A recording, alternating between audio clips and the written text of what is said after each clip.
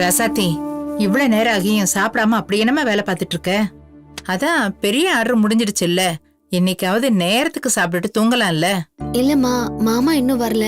அவர் வராம நான் என்னைக்குமா சாப்பிட்டிருக்கேன்?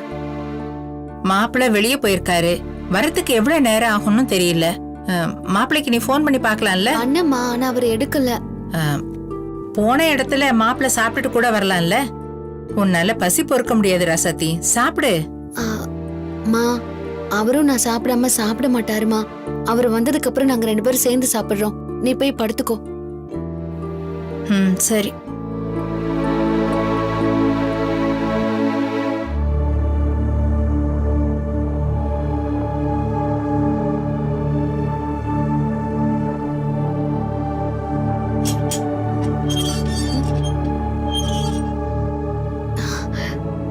மாமா வந்துட்டாரு.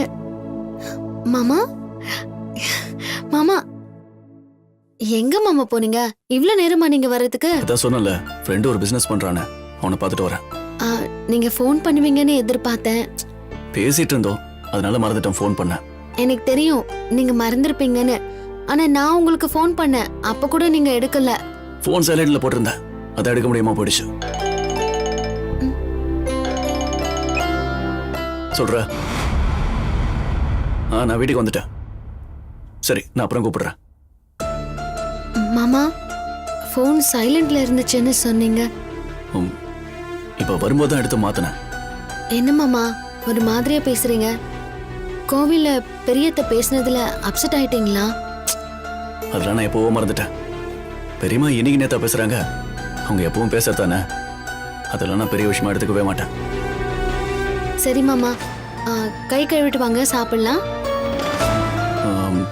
இல்லை, எனக்கு வேணாம், நான் வெளியே சாப்பிட்டேன். நைட்டு என்ன ஆனாலும் நம்ம ஒன்னாதான் சாப்பிடணும்னு நீங்க தானே சொன்னீங்க. இப்போ நீங்களே வெளியில சாப்பிட்டு வந்திருக்கீங்க. போன இடத்துல பேசிட்டு இருந்தோம், கொஞ்சம் டைம் ஆயிடுச்சு. சரி சாப்பிடலான்னு சொன்னாங்க, எனக்கும் பசி எடுத்துச்சு, அதனால சாப்பிட்டே வந்துட்டேன். நீங்க வருவீங்கன்னு நான் சாப்பிடாம இருக்கேன் மாமா. உன்னை யாரும் வெயிட் பண்ண சொன்னா? நீ சாப்பிட வேண்டியதானே? நீங்க எல்லாமே எப்படி மாமா? அவங்க உங்களுக்கு பசிச்சா சாப்பிட்டு தான் ஆகணும், யாரும் யாருக்காகவும் வெயிட் பண்ண வேண்டாம். திரும்பவும் சொல்றேன், இனி நீ எனக்காக எதுக்கும் வெயிட் பண்ணாத, சாப்பிட்டு வந்து படு.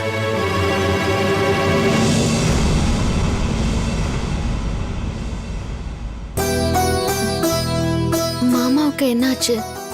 எதுக்கு இப்படி கோவமா பேசுறாரு?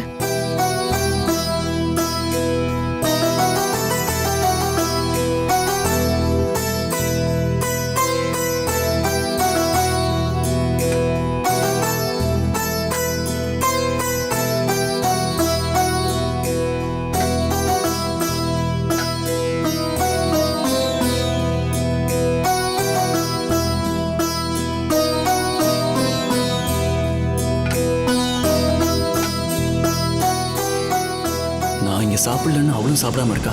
ச்சே, பேசாம சமாதானப்படுத்தி சாப்பிட வச்சிடலாமா? இல்ல வேண்டாம், நாளைக்கு காலையில கிளம்புற வரைக்கும் இதே மூட மெயின்டைன் பண்ணுவோம். ஒரு நாள் சாப்பிடாம இருந்தா ஒன்னும் ஆயிட போறதில்ல.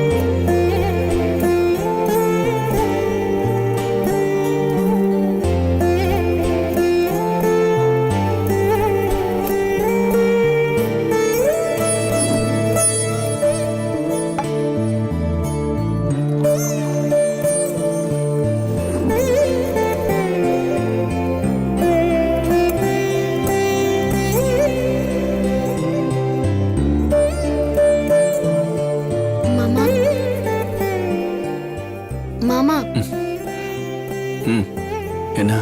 பாலாச்சும் குடிங்க மாமா. இல்ல எனக்கு வேண்டாம், நீ குடிச்சிட்டு வந்து படுத்துக்க.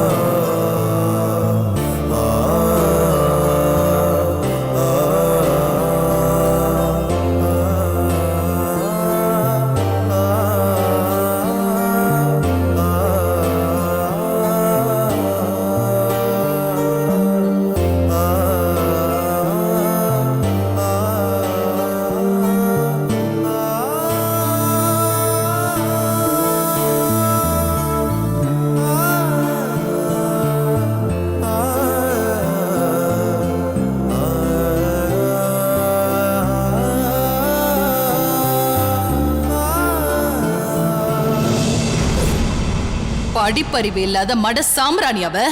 இத்தனையும் செஞ்சு கிழிச்சா எல்லாத்துக்கும் காரணம் நீடா. நீ பின்னாடி இருந்து எல்லாத்தையும் செஞ்சு கொடுத்துட்டு அவளை முன்னுக்கு நிறுத்துற. எனக்கு தெரியாதா? நீ மட்டும் இல்லன்னா அவ வெறும் பூஜ்யம்டா. நீ பக்கத்துல இருந்தாதான் அவளுக்கு மரியாதை. இல்ல பெரியம்மா, நீங்க தான் தப்பா கணக்கு போடுறீங்க. அவ தான் எல்லாமே, நான்லாம் ஒண்ணுமே இல்லை. அவ பக்கத்துல இருக்கிறது தான் எனக்கு மரியாதையே. ஆதாரமே நீதான். நீ இல்லன்னா அவளோட அஸ்திவாரமே ஆடி போயிடும். இல்ல பெரியம்மா, அவ கண்டிப்பா தனியா ஜெயிப்பா. எனக்கு நம்பிக்கை இருக்கு. முடியவே முடியாது. முடியும் பெரியம்மா. முடியாதுடா. முடியும் முடியும் முடியும். அவ கண்டிப்பா தனியா நின்னு ஜெயிச்சே தீருவா.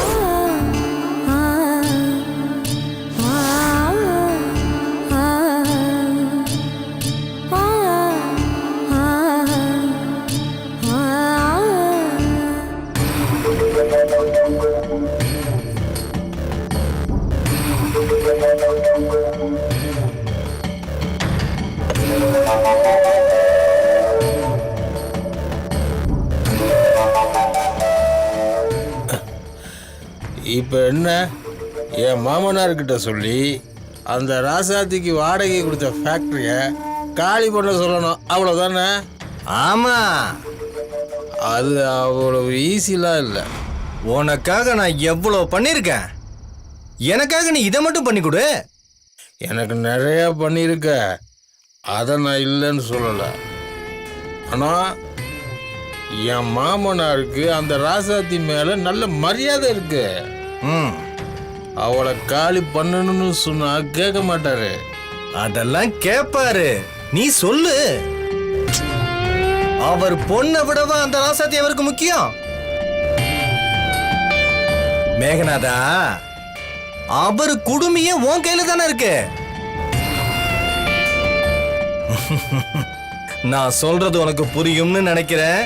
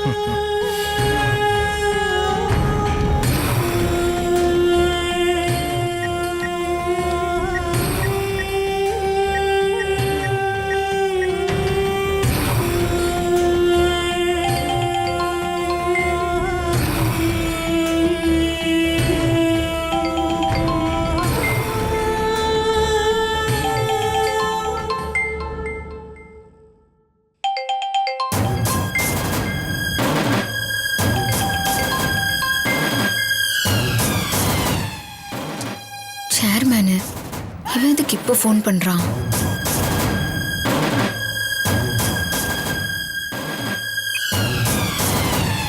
சொல்லுங்க.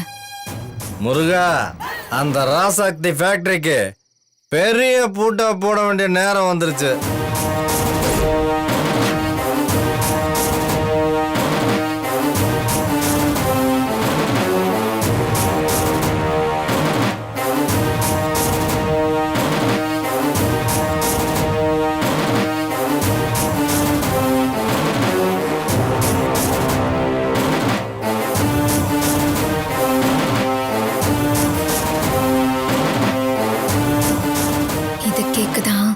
இவ்வளோ நாளா காத்திருந்தேன்.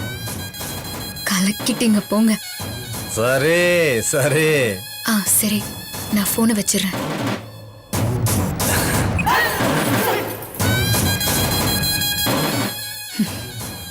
இந்த விஷயத்த மரகதத்துக்கிட்ட சொன்னா அவளும் சந்தோஷப்படுவா.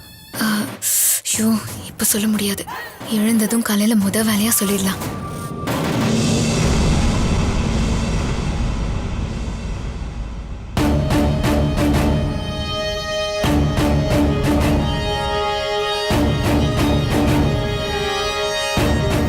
ராசாத்தி எங்க போனா? குளிச்சிட்டு இருக்காடா? இன்னும் ஆளை காணுமே. கதிர் வேற போன் பண்ற நேரமாச்சு. இப்ப அவ இங்க இருந்தா நல்லா இருக்குமே.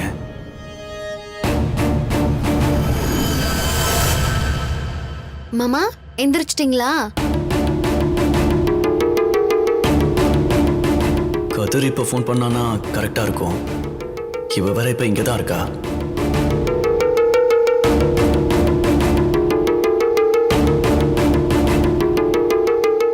மாமா காஃபி சாப்பிடுறீங்களா? இப்ப அதெல்லாம் எதுவும் வேணாம்.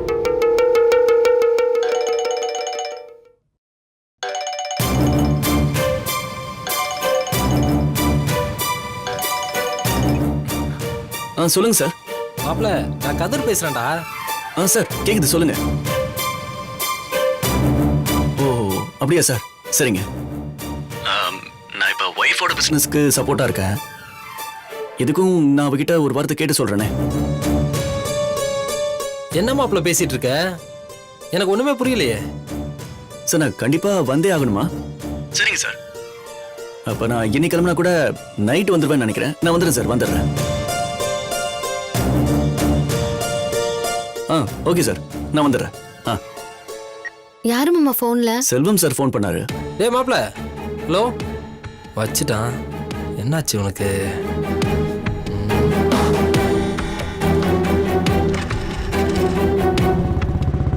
யாரு செல்வம்? என்னோட கபடி டீம் கோச்.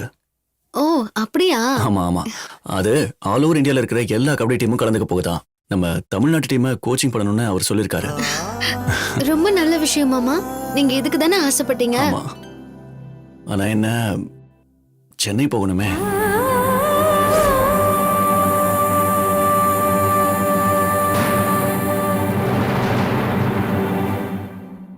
என்னாச்சு? சென்னைக்கு போகணுமா மாமா? ஆமா, அங்க போனா தானே கோச்சிங் கொடுக்க முடியும். அப்போ எவ்வளவு நாள் ஆகும்? ஒரு 10-15 நாள் ஆகும். அவ்வளவு நாள் எப்படி மாமா உங்களை பார்க்காம இருக்க முடியும்? முடியாதுல்ல. சரி, அப்ப நான் வேற ஆளை பார்க்க சொல்றேன். மாமா வேணாம், 10-15 நாள் தானே, நான் பாத்துக்கிறேன். நீங்க ஆசைப்பட்டதை பண்ணுங்க. நான் இல்லாம பிசினஸ் எப்படி பாப்ப? அதெல்லாம் நான் பாத்துக்கிறேன் மாமா. நீங்க போயிட்டு வாங்க. அதான் நான் பாத்துக்கிறேன்னு சொல்றேன்ல மாமா. நீங்க கவலைப்படாம போயிட்டு வாங்க.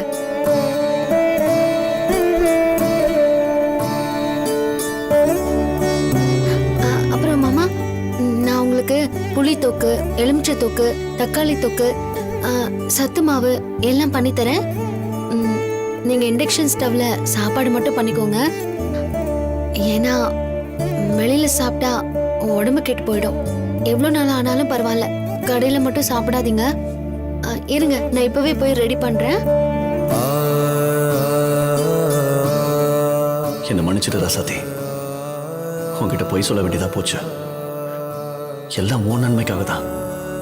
நீ புரிஞ்சுக்குவேங்கிற நம்பிக்கையில தான் பண்ற. புரிஞ்சுப்ப.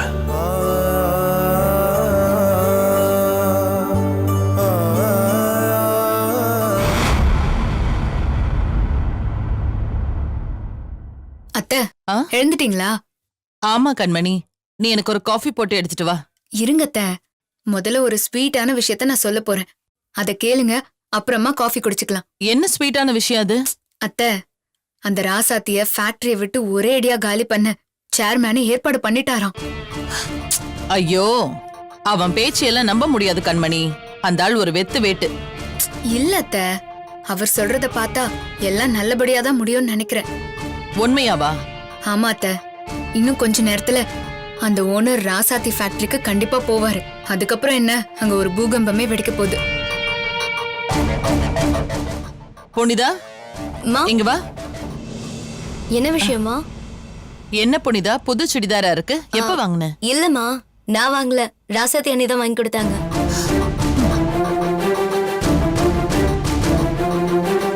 கொஞ்சம் கூட வெக்கமே இல்லாம அவகிட்ட ட்ரெஸ் வாங்கியிருக்க. அந்த ராசாத்தி கிட்ட வாங்கி போடுற அளவுக்கு நாம என்ன குறைஞ்ச போயிட்டோம்? ஏண்டி உன் புத்தி இப்படி கெட்டு போகுது?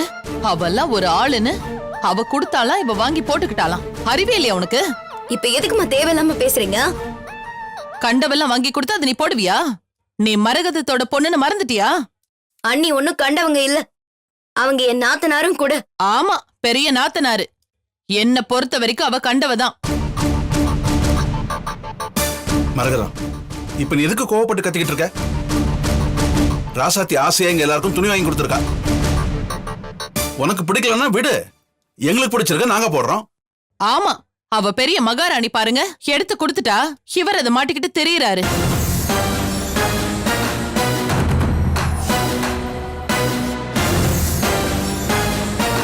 உங்களுக்கு தான் சூடு சொரண வெக்கமானம் எதுவுமே இல்லையே. ஆனா எனக்கு எல்லாம் இருக்கு. ஏன் எனக்கு கூட தான் இனிய ராசாத்தி உங்களுக்காக புடவை எடுத்து கொடுத்தான்னு ரொம்ப பெருமையா எடுத்துட்டு வந்து கொடுத்தான். ஆனா நான் அதை திருப்பி அவன் மூஞ்சிலே விட்டு எறிஞ்சிட்டேனே.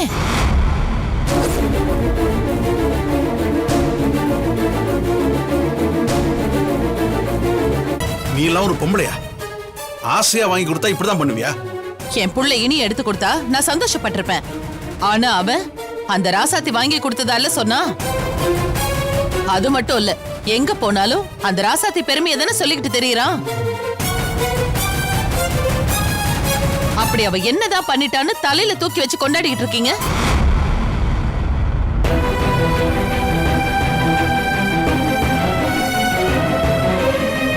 நான் தான் மனசு தாங்காம இனியா பேரு புகழ் எல்லாம் உனக்கு தான் வரணும், ஆனா அந்த ராசாத்தி ஏமாத்தி உன்னை முட்டாளாக்கிட்டு இருக்கான்னு சொன்னேன். ஆனா அவன் அப்பவும் கேட்கல. ராசாத்தி தான் எல்லாத்தையுமே பண்ணான்னு சொன்னான். ஆனா நான் விடலையே. வெறும் 10 நாள் அவளை பிரிஞ்சிருந்து பாரு. அப்ப அந்த படிக்காத தத்தி தனியா என்ன கிழிக்கிறான்னு நானும் பாக்குறேன்னு சொன்னேன்.